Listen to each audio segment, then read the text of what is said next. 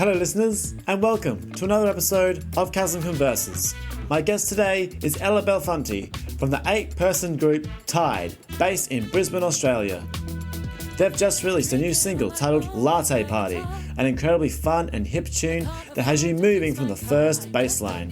Ella tells me about the song and how it features the classic lines about current generations spending their money on lattes and avocados, and they take it in an in-your-face but very fun direction. She tells me about forming the band and her former musical ventures as a singer-songwriter, touring and gathering experience, which now leads her to fronting this explosive new group. As well as her time as a ski instructor, we share a nice conversation about snow. TYDE are also hitting the road for a tour of Latte Party, hitting up Brisbane, Wollongong, Sydney and Melbourne. Check the description of this episode for the dates and join us for the conversation. Let's get conversing. Chasm Converses. Ella Belfanti, welcome to Chasm Converses.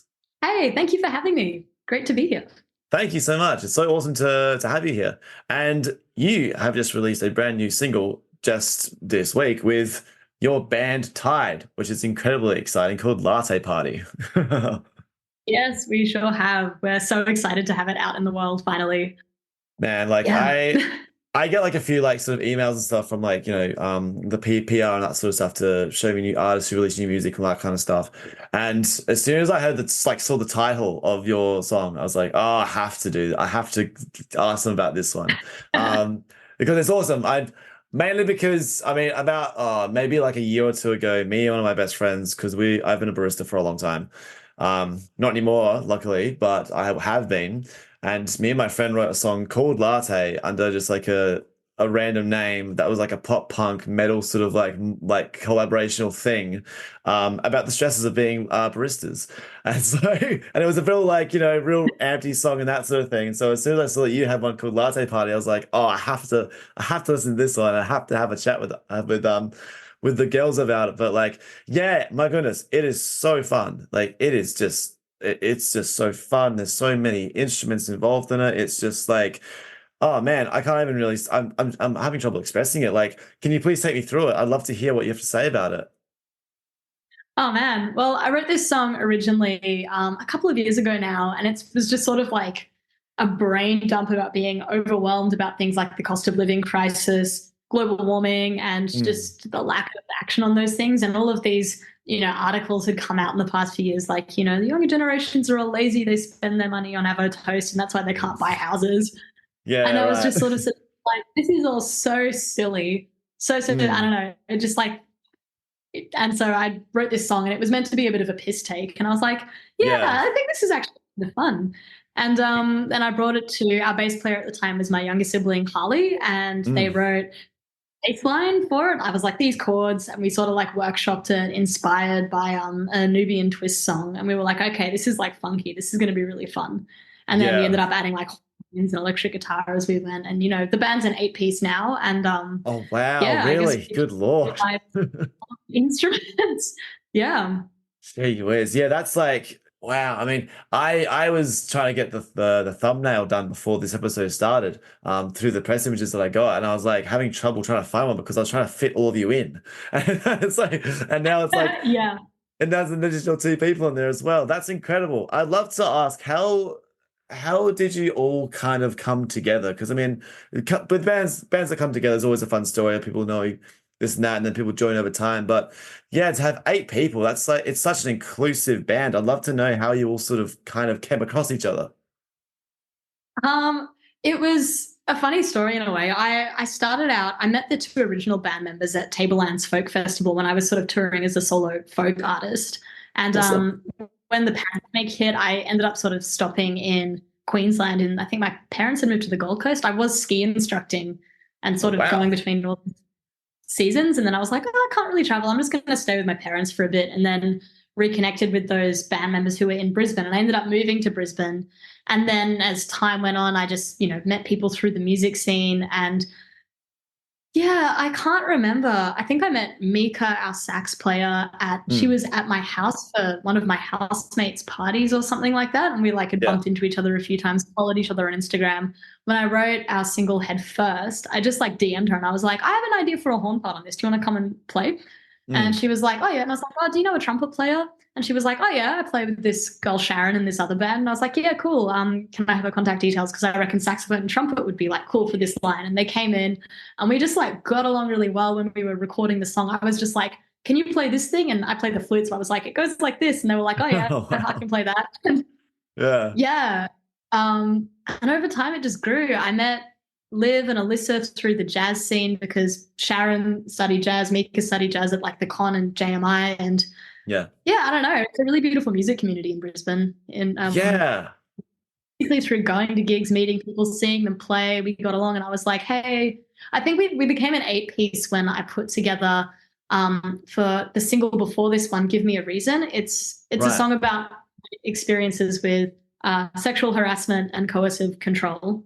Right. And Okay. instead yeah, there was a bit of a tone change to Latte Party. There was, yeah. I remember because I listened to quite a few of them today, and I was like, because yeah, because like I always obviously research my guests before they come on, and so yeah, I listened to like some of the discography and stuff, and I was like, oh wow, like because like the part as you say, like even in like the photos and everything like that, it's so bright, it's so big, and then like you see the other ones, Mm. and you're like, oh my God, wow, and it's like there's still a lot of the same instruments in there, but it's just like a completely different tone, and that's why this one's such a spark and such a pick me up. It's just so completely different. But I love that you have those transitions that you can do. Like you can have all those instruments and all those elements in your band, but you can still do a real funky, fresh, bright song like Latte Party. But then you can do like another sort of like a bit more down to earth, a bit more serious song like Give Me a Reason. So like, yeah, that's absolute kudos to you guys for being able to have that versatility to be able to do that. Thank you. Yeah, I think all of our favorite bands that we like listen to have that sort of breadth of tone Mm, and like different kinds of stories. And so I guess we've always wanted to make sure that we're doing that too. But so for the Give Me a Reason release, I put together a festival instead of a single launch at the zoo. And it was a fundraiser for Consent Labs who do consent education in schools all around Australia. that's brilliant. And we donated all the money to them, and it was like a female fronted lineup. It was really cool. Oh, But for that show, I was like, I have like extra horn parts. And so then I, reached out to Alyssa and Liv and I was like, do you want to play this show with us? And I arranged the horn parts for them. And then we were going to go on tour to the snow and they were like, oh, can we come too? That sounds really oh, fun. hell Then they yeah, just the stayed. snow. Yeah. Definitely. But yeah, so now it's just like a really beautiful, yeah, we're all friends, which is a really cool thing. Like our rehearsals are lots of fun. Our shows just feel like a really fun time because Yeah. we just like we love hanging out with each other outside of any band stuff anyway. So yeah, Yeah. it's a good crew of people and I feel really lucky to have met them all. Absolutely. No, it sounds like it would be a really great time to have just that many people around in the practices and even in just like, the everyday just hangings, even going to shows and playing festivals. That's an amazing, that's really awesome. I love that you put on a festival for so many more people and so many more causes rather than just another single launch just for a band song. That's like, that's awesome. Especially at the zoo, like hell yeah. Like it's just, I know, I love that outside the box kind of thinking of not just doing like a normal gig or just like a regular everyday sort of thing at your local venue. Just, putting yourself out there and doing something completely different like that is just, yeah, it's awesome. That's what I commend you for that. Well done. Thank you so much. It's important to us to use our platform if we can for something like that. So Yeah, absolutely. Especially when there's so many of you as well. My goodness, there's so many things that you could do, and I guess everyone knows different people, all the rest of it as well. So yeah, the band itself must get so much attention from all the different kind of like people who come in and come out and all the rest of it. But like, it's so cool. Like I just like the fact that there's so much inclusivity, I guess, in that band. And you strike me as like the real ringleader of like the entire outfit when you say that you organize the horn sections for them and you organized all of this kind of stuff. Does that sort of stem from, I guess, going out and being a touring artist by yourself first? Is that where you sort of, I guess, learned the leadership, I guess, skills by going off on your own first? yeah, I guess so. I think by touring by myself and sort of gaining those experiences, I came to forming this band with an idea of what I wanted it to become. Mm, Um, which is interesting. Like it started out as quite far from what it is now, like as a sort of folk rock trio to growing what it is now. Like I guess I'd never had an idea of like how big I wanted it to be Yeah. or what even necessarily what genre we wanted to stick to. I think something that Yeah. I value is not being limited to one genre. Yeah. I don't know. I love making music and arranging things. And I guess like when I wrote solo, I was always like, when I sing a song, it comes together in my head with a variety of different parts that I hear. And I may not be playing them and everyone else isn't hearing them, but they exist in my head as I'm playing the song by myself. And so bringing extra people in was just like, yeah, now everyone else can hear the other ideas that go along. Yeah, 100%. And all the players in the band are like amazing. Yeah, Yeah, that's it. I was gonna say all the band members like bring their own flavor to the ideas that I have now too. And we're sort of going into this year trying to write collaboratively more rather than me being like, here's a finished demo and then sort of adapting it.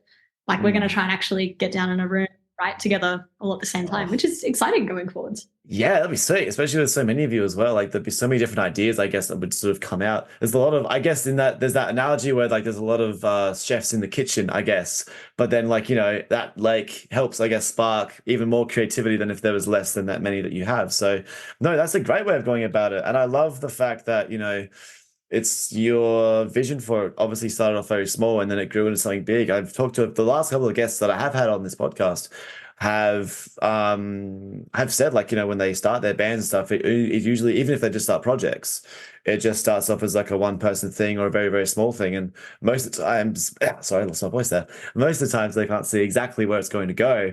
But then, a couple of years down the line with the time and with the persistence of just making things happen and putting things out, people get invested, they come into it, they want to be involved in it. And like, as I said to a few of them, as I'll say the same thing to you, it seems like a lot of people want to be involved in what you've got going on with TYDE, and it's exciting to me.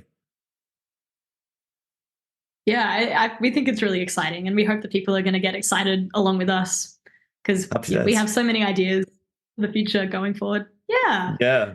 I love the fact as well that you guys had like, you got the coffee beans, like the latte party beans. That's awesome. Who came up with that idea?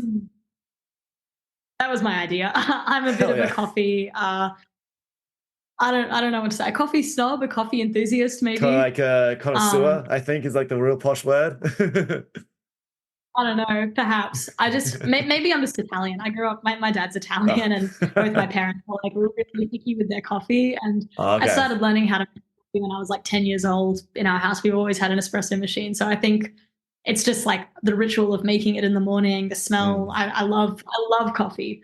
And I was thinking about merch for this song. I was like, it'd be really cool to have like a latte party roast of beans. Yeah, 100%.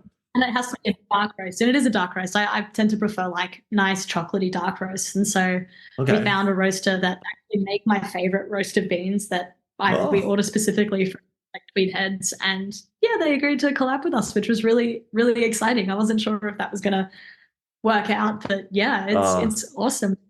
It's great when that sort of stuff happens. Yeah, it's great when that sort of stuff happens. Like, it's and sometimes it just takes, having the idea and just like asking people or asking this like the companies or whatever it is, just like, hey, this is my idea. Is it something that is possible?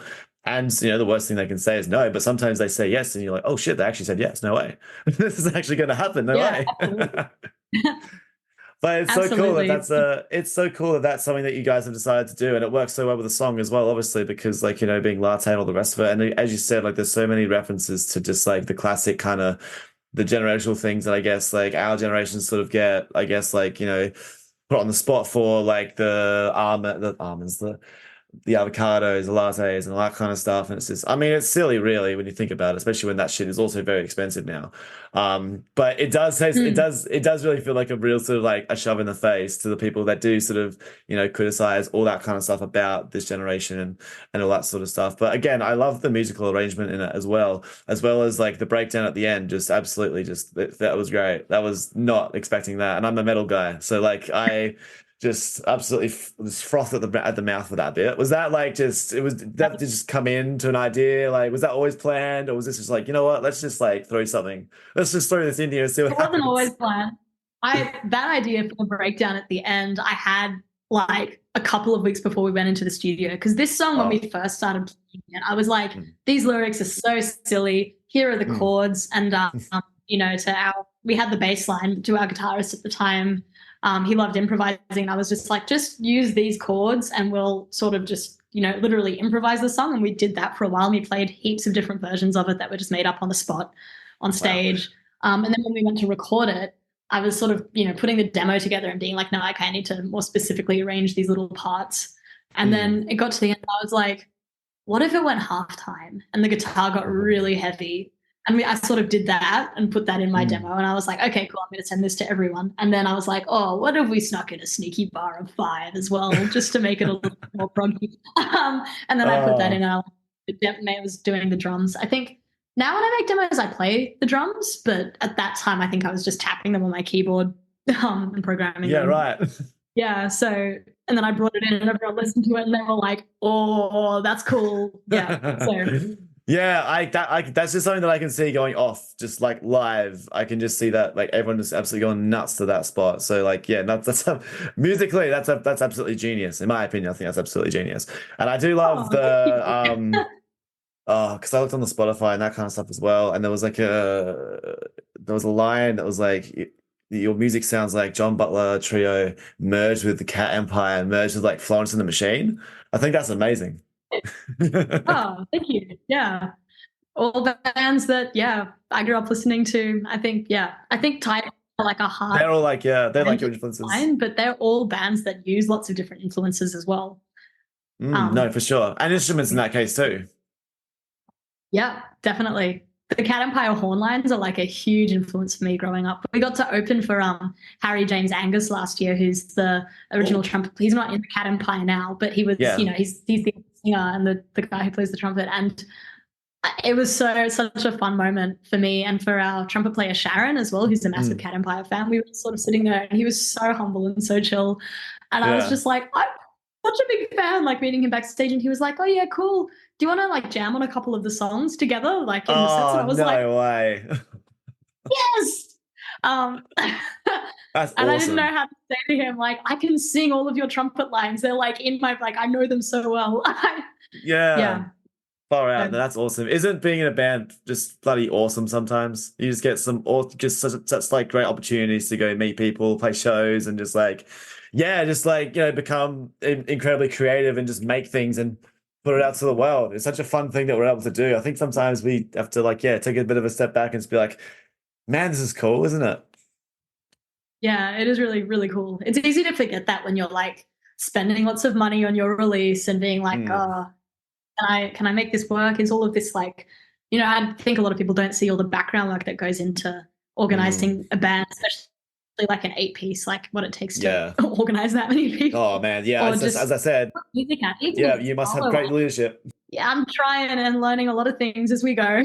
So we're so lucky to be able to do it.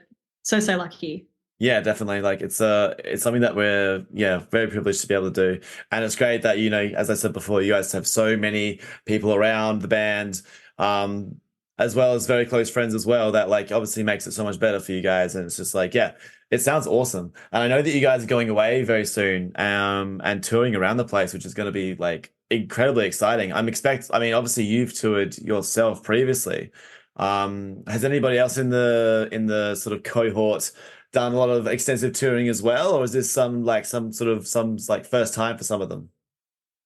For a few of them, it's first time. We went on a little tour last year where I used to ski instruct in Victoria. I booked us a bunch of shows in the snow, and we played a show in Melbourne while we were there too, and in a rural town.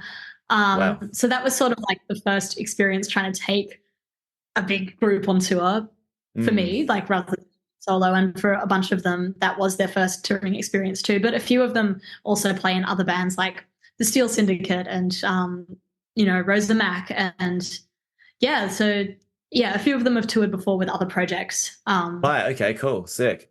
But not everyone. So it's kind of like a mixed bag of different experiences, and some of the bands that the other bands have toured with have been around a little longer and perhaps have more of a budget. So like the TYDE tours at the moment are like, cool, we're crashing on couches, let's go. Yeah, it sounds like it'd be like a few couches I expect. I mean, how many cars do you guys take? Or like, surely you don't, do you fly or do you take like the vans or like how many carpools do you go for? So we worked out for this tour. We crunched the numbers, and it was cheaper to fly everybody than it was to drive because of the cost of petrol at the moment. Right. Yeah, Because you that's can't have true. cars, you have to take like 3 cars with 8 people, and then Mm. we've also got another band coming on tour with us, Moths to a Flame, and they share Okay. a band member with us. So the total touring party is 10 people, Right. and even with 3 cars, it was going to be like a struggle to fit all of the gear, and people have to miss work, so they're losing money because you need a Mm. whole day to drive down to Sydney, and then to drive to Melbourne is like a whole other day. And Yeah. so, yeah, once we worked it all out, it was significantly cheaper to fly. So Yeah. that's what Wow. we're doing. And it's a big upfront cost, but yeah, hopefully we make it through and sort it out. I mean, but surely there's nothing better than flying to a gig, like flying interstate to play a gig. Like, I mean, I've always been on like the driving end of gigs because I mean, in Adelaide, we sort of it's going to Melbourne's not too far because it's only like 8 hours or so, so you can do that in a car. Going to Sydney is like a bit much, but then like flying there is so superly expensive. So we're sort of like condemned to our cars after a while. But like, I expect flying into a show that's just like that's almost like a rock star's dream, surely. Yeah, a little bit. It's pretty exciting, and it's going to be a really fun experience. It's just been like a logistical accomplishment to make it all work, Yeah, with the no, surely. budgeting. That's the thing. But yeah, Especially with like the well, instruments as well. Like surely you've got like so many instruments you got to take with you and chuck in like the cargo hold and all that kind of stuff as well. yeah, and it's always a bit scary checking your instrument in and being like, "That's going under the Mm. plane. Are they going to be gentle with it? I don't know." Yeah, Yes. Oh I man, have had yeah. my guitar once get broken on a plane because someone put something too heavy on top of the case. I have Oh a better case no. now, but yeah, No, you don't want that. You don't want that on a plane, especially. But like, oh man, that would suck. Especially like if you're going to play a show and now it's like, oh my God, now my guitar is basically broken. I can't use it. What the hell do I do? Like, fuck. yeah. Luckily, Not the it way to happened go on the about way it. back from the show that I had done Oh, because good. I flew for a music festival somewhere, and then when I got home, my guitar had been broken on the flight back. And Oh. luckily, I didn't have a gig to play that week when I got back, so I was like, okay, I can get it fixed. But yeah, it was disappointing. Yeah, definitely. I mean, as I said, at least it was not like going there. I mean, it sucks obviously that it was broken either way, but just like I guess the best part of it was that it was on the way home rather than being on the way there. But like even so, like Yeah. that'd be such a fun, it's gonna be so great. Like you guys are gonna have an amazing time on the road touring this song and Mm. playing in front of just like a bunch of new people. Like, I mean, do you love playing like obviously you love playing shows yourself, obviously. But like, do you love playing in front of like, brand new people as well as playing in front of people who already know you and friends and that kind of thing? Definitely. I love both playing to our friends and playing to new people. They're both really fun experiences. I think like TYDE as a band, we do our best work live. We're like definitely Mm, because most of us have come out of jazz degrees. Like with our songs, we add in like improv right. sections and stuff in the live versions. And Sick. yeah, just the vibe on stage is something I don't know if you can capture it in a studio. I don't Yeah. know. Hard. But playing with new people, the kind of music that always surprises people a little bit. It'll like do one thing, then there'll be like a breakdown or a change, and like seeing people react and then getting excited about it. Like once people have seen us, they're like, okay, I'm going into this knowing that it's going to be a bit hectic. Mm. Um, but yeah, I think people also don't expect like an all-girl band to get really heavy or to go from like little jazzy funky things to suddenly like a prog breakdown. And so Yeah. again, like the surprise you get from people playing to new crowds is like really fun. The energy that you get from that. So awesome. I have to come over and see you guys play because I would just that'd be great. Like even just to experience that myself would just as a metal fan would just be like, oh man, this it just sounds like it'd be such an experience. Definitely. And you're in Adelaide, so Yeah, yeah, exactly. maybe that's the next tour. We'll drop in. Or you Yes, should please come to do. Brisbane. It's weird. I was talking on a podcast recently to a friend of mine, and I'd hope to go to Brisbane very, very soon. I haven't been there for a while, actually. There's a band coming in October that I want to go to Brisbane for. But obviously I'd like to, go up to Brisbane before October because that is obviously months and months and months away. But no, it's definitely a place that I've wanted to go back to for a while. I haven't really spent any extensive amount of time over there. and my contacts over there are very, very limited. So it's one of those places where it's kind of like, oh, I don't know what I would do when I got there, sort of thing. So it's like, if I plan things out well and there's like reasons to go up there, like as in like going up there to see shows and that kind of stuff, then that's definitely the way that I would sort of book it around. But I definitely want to go up and experience more of Brisbane because it is the one place that I haven't really touched a lot of when it comes to like the East Coast. Because I've been to Sydney once, and like Queensland, Gold Coast when I was much smaller. But Brisbane was just like a town. I think it was just like a city that we just like we would land there, then we drove past it or something on the way to somewhere else. But it sounds like an amazing place, and I've been told the music scene there as well is also just really inclusive and quite a tight knit community as well. It is. I love the Brisbane music scene. Having grown up in Sydney and then, spending a bit of time in Melbourne when I was ski instructing in Victoria and like playing a bunch Mm, of shows there. I think Melbourne's amazing. Like there's so much going on there. mm, But it's a lot bigger than Brisbane and it can yeah, feel like maybe the word I'm looking for is like oversaturated. Like there's so many musicians yeah, that okay, want to do stuff and it feels a little bit overwhelming sometimes. Or maybe I'm mm. just anxious. I don't know. But I like Possibly. Brisbane. It's possible. But yeah, Brisbane feels like there's so much going on across so many different sounds and genres, and it's Mm, small enough that a lot of people through a lot of different sort of genre spaces all know each other as well. mhm. Or like, someone knows someone that knows someone. And so, yeah, it feels more manageable to navigate in a way. And it feels really friendly and it is really inclusive. And I mean, I've ended up falling into a lot of the sort of jazz and surrounds community and people who've either, studied at JMI and the con or, have become friends with those cohorts of people. Yeah. And it's such a beautiful, inclusive spot. And I don't know, I feel like I grew up with this narrative that like, oh, jazz musicians can be a bit up themselves. They think they know more scales than you. That's just like so the opposite of the experience I've had in the Brisbane jazz Yeah, community, right. where it's just like if you know something, no one's like, oh, they're like, oh, I'm so excited about this thing. Have you heard of this thing that you can do? Check this out. And it's just Oh like yeah. everyone wants to like bring people in and get excited about all the different musical options that exist. And that's really Fantastic. cool. As a nerd, that's really cool. Yeah, people just get It's always, excited yes, about like, overly enthusiastic. That's yeah.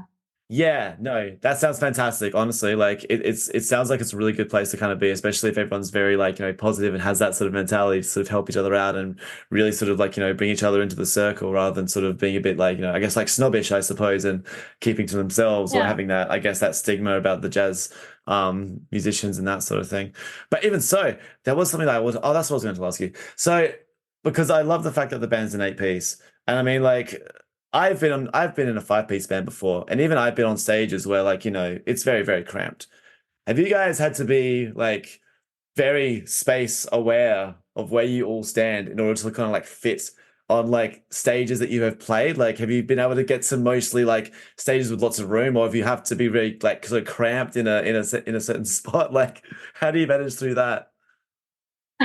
We've had some interesting show experiences where like when we played a show for Brisbane International Jazz Festival, we had to have the horns all stand in front of the stage because they didn't fit on it and stuff like that. Yeah. And yeah, we've got to be really space conscious. I tend to get excited and jump around and swing my guitar around, and I've Yeah. definitely almost taken people out before with the head of my guitar. Yeah, close calls for sure. But no, we make it work.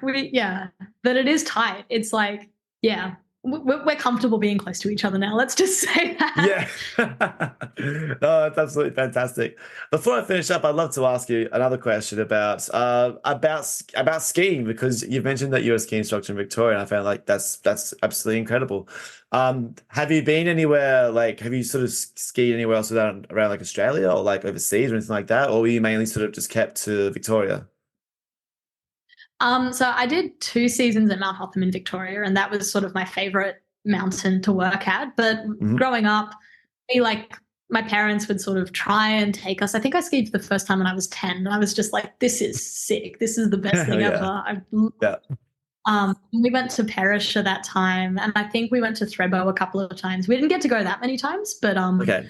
yeah, times that I was like, I want to do a qualification one day when I was a kid. Oh, Um, Yeah, I've been to Paris. I worked at Perisher for my first season. I've skied at Thredbo and then Hotham in Australia. And then I also did a season in Niseko in Japan. Oh, wow. That would have been incredible over there, surely. The mountains would have been something really, like epic. So different. The snow there is so different. Like in Australia, when we've got 4 meters of snow on the base, it's like that's an amazing season. There's so much snow. And there were days in Japan where it was 4 meters every day, and you'd have just 10, 11, 12 meters of snow. You'd be walking down the road and there would just be walls either side of snow that, a machine has had to go through and carve out the road. There's no road anymore. It's just snow. It's totally. And the snow's light and fluffy, it's proper powder snow. I think it's some of the lightest powder snow in the world there. And it's totally different to ski in. We had a training session when all the, international instructors came over, skied around the groomed runs, and there was a patch of ungroomed powder, and just the sort of manager that was taking us around was just okay, this is Japanese powder here. There were a group of 50 instructors, and she was off you go, have a go, see how that feels, knowing exactly what would happen to us. And we all just went in and were we'll just have a ski through, and everyone just stacked it and got stuck in the snow. All these professional instructors, I have no idea how to ski in this. Yeah, just experiencing no way. it for the all uniforms, just absolute chaos. Oh, so man. Yeah, you'd love to be a bystander just watching that happen or unfold before your eyes. I wish someone had filmed it. It would have been so funny.